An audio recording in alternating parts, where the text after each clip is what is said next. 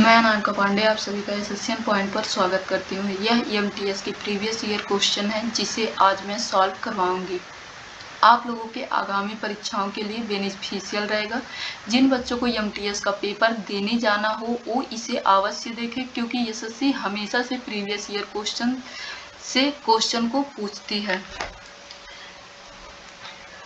जो हमारा पहला क्वेश्चन दिया गया है वह यह है कि शिव कुमार शर्मा का नाम किस वाद्य यंत्र से जुड़ा है। शिव कुमार शर्मा का नाम किस वाद्य यंत्र से जुड़ा है। तो शिव कुमार शर्मा संतूर बजाते हैं। अगर संतूर के लिए एक और नाम देखा जाए तो भजन सोपोरी हैं, जिन्हें अक्सर एग्जाम में पूछा जाता है। सितार के लिए देखा जाए तो सितार के लिए पंडित रविशंकर हैं, जिन्हें भारत रत्न, पद्म भूषण और पद्म विभूषण से सम्मानित किया गया था। निम्नलिखित में से कौन सा पदार्थ अघुलनशील है। तो अगर देखा जाए तो दूध जो होता है वह पानी में घुलनशील होता है, चीनी भी पानी में घुलनशील होता है और नमक भी पानी में घुलनशील होता है। लेकिन जो चाक पाउडर होता है वह पानी में घुलनशील नहीं होता है, इसीलिए चाक पाउडर हमारे इस क्वेश्चन का आंसर बन जाएगा। भारत सरकार के किस विभाग ने अप्रैल 2022 में वन हेल्थ प्रायोगिक परियोजना पायलट प्रोजेक्ट शुरू की थी।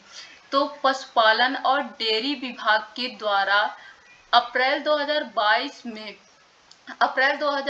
में कर्नाटक राज्य के बेंगलोर शहर से वन हेल्थ प्रायोगिक परियोजना या वन हेल्थ पायलट प्रोजेक्ट की शुरुआत की गई थी। निम्नलिखित में से क्या कृत्रिम पारिस्थितिक तंत्र का उदाहरण है।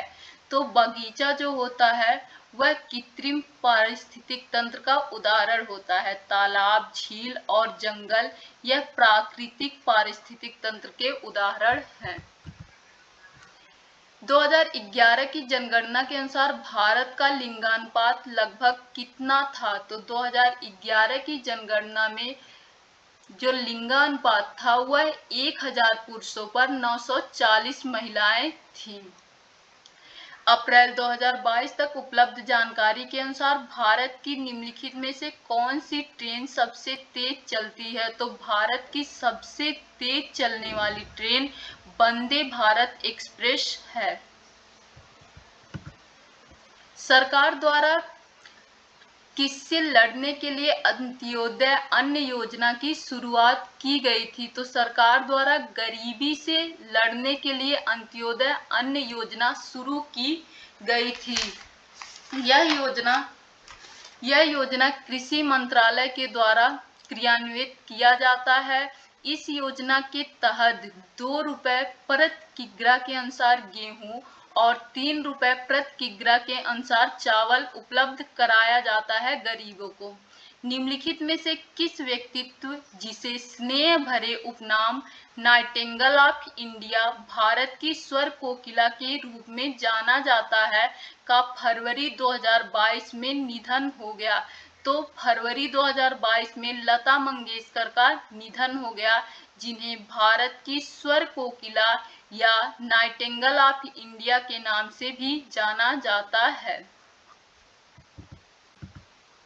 भारत के किस बौद्ध स्थल पर गौतम बुद्ध ने सबसे पहले धर्म का प्रचार किया था। तो गौतम बुद्ध ने जब ज्ञान की प्राप्ति की थी तो उसने सबसे पहले जो अपना उपदेश दिया था वह सारनाथ में दिया था, जिसे धर्मचक्र परिवर्तन के नाम से भी जाना जाता है।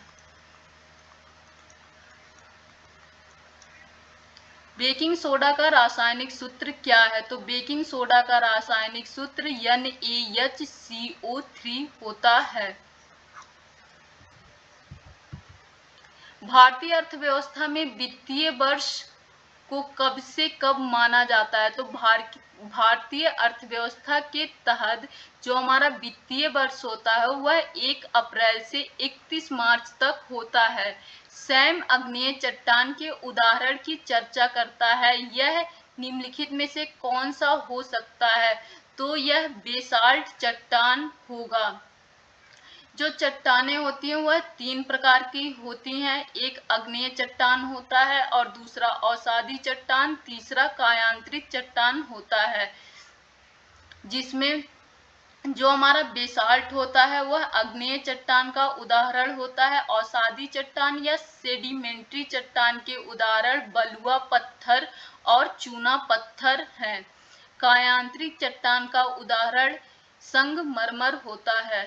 कायांतरित चट्टान को मेटामॉर्फिक चट्टान कहते हैं। आग्नेय चट्टान को इग्नीशियस चट्टान और सेडिमेंट्री चट्टान अवसादी चट्टान होता है।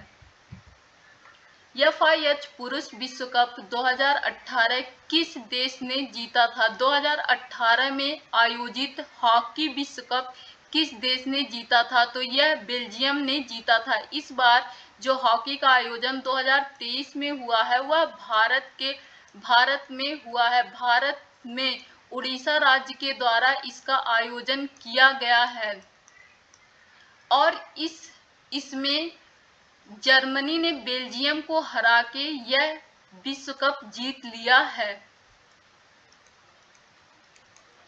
गुलाम वंश के शासक गयासुद्दीन बलबन की उपाधि धारण की थी। तो गयासुद्दीन बलबन ने जिल-ए-इलाही की उपाधि धारण की थी। गयासुद्दीन बलबन शासन में आते ही इसने दल चालिसा का समाप्त कर दिया और इसने ही सिजदा और बायबोस प्रथा की भी शुरुआत की। नवरोज त्योहार मनाना भी इसी के द्वारा शुरू किया गया था। व्यक्तिगत के सिद्धांत का प्रतिपादन निम्नलिखित में से किसके द्वारा किया गया था? जिसे डॉक्ट्रिन ऑफ लैप्स का सिद्धांत भी कहते हैं। इसका प्रतिपादन डलहौजी के द्वारा किया गया था। 1846 में ब्रिटिश साम्राज्य और किस शासक के बीच लाहौर की संधि पर हस्ताक्षर किया गया था? तो 1846 में ब्रिटिश साम्राज्य और महाराजा दिलीप सिंह के बीच में लाहौर की संधि पर हस्ताक्षर किया गया था। निम्नलिखित में से कौन सी भारतीय रेगिस्तान की एकमात्र बड़ी नदी है? तो भारतीय रेगिस्तान की सबसे बड़ी नदी लूनी नदी है, जो आगे चलकर विलुप्त भी हो जाती है। भारत का निम्नलिखित में से कौन सा राज्य 2023 में पुरुष हॉकी विश्व कप की मेजबानी करेगा? तो 2023 में पुरुष हॉकी विश्व कप की मेजबानी उड़ीसा के द्वारा किया जाएगा और उड़ीसा राज्य में भुवनेश्वर और राउरकेला 2 जगहों पर इसका आयोजन किया जाएगा। Modi government new surge of communism पुस्तक के लेखक कौन है? तो सीताराम येचुरी के द्वारा यह पुस्तक लिखा गया है। ओडिसी नृत्य शैली मूल रूप से किस राज्य से संबंधित है? ओडिसी नृत्य शैली उड़ीसा राज्य से संबंधित है, जिसके एक नर्तक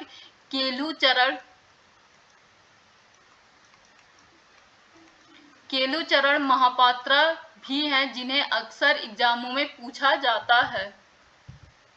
निम्नलिखित में से किस राज्य के विधानमंडल में 2 सदन है? तो भारत में ऐसे 6 राज्य हैं जहां पर 2 सदनीय व्यवस्था है, जिसमें महाराष्ट्र है, कर्नाटक है, तेलंगाना, आंध्र प्रदेश, उत्तर प्रदेश और बिहार है, जहां पर 2 सदनीय व्यवस्था उपलब्ध है।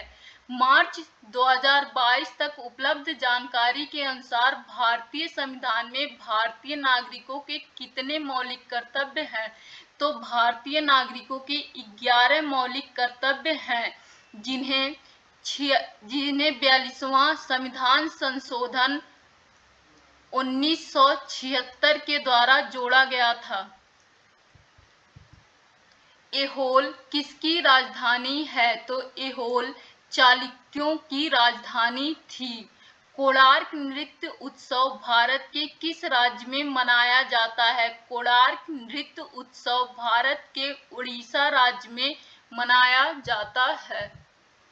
टंकेश्वर हजारिका बोरब्यान को भारत के किस शास्त्रीय नृत्य में उनके उत्कृष्ट योगदान के लिए वर्ष 2018 का संगीत नाट्य अकादमी पुरस्कार प्रदान किया गया था? तो टंकेश्वर हजारिका बोरबयान को सत्रिया नृत्य में उनके योगदान के लिए संगीत नाट्य एकेडमी पुरस्कार प्रदान किया गया था।